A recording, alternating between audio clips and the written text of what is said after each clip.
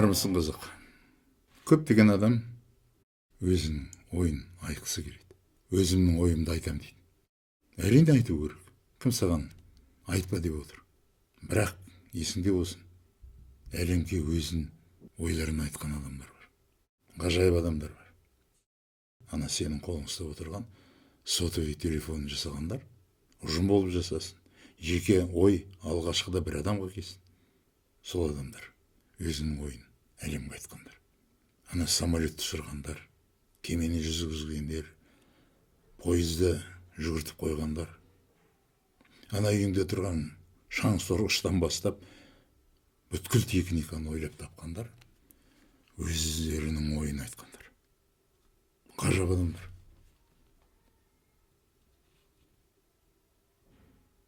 Олсың ба? Яғни дәлелі бар.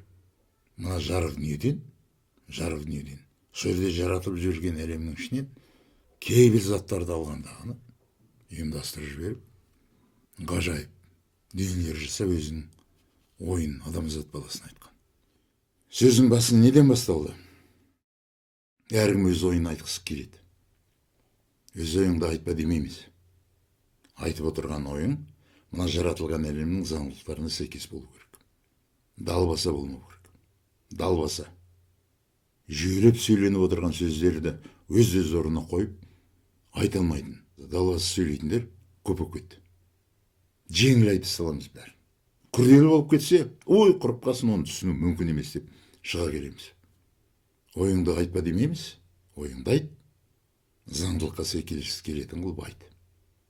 Математиктар, физиктар, химиктар сияқты. Ойыңды. Ешкім түсінбей қалса да формулаға сал. Ғажап қып сал. Біреу сенің жасаған формулаңнан заңдылықтарды көрсін. Енді біреулер сенің жасаған формулаларыңнан поэзияны көрсін. Енді біреулер философияны көрсін. Ой түйіңдер, шешім қабылдаңдар. Үздігіп айта алмай отырған ойың бар болса, мына жаратылған әлемнің заңдарына сәйкес келетін қылып айт.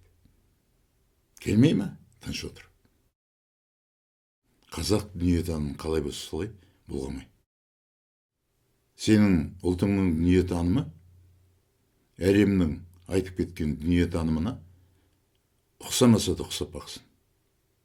Төменге сүйремей, өрге сүйре. Ұлттық дүниетанымыңды. Сау болыңдар.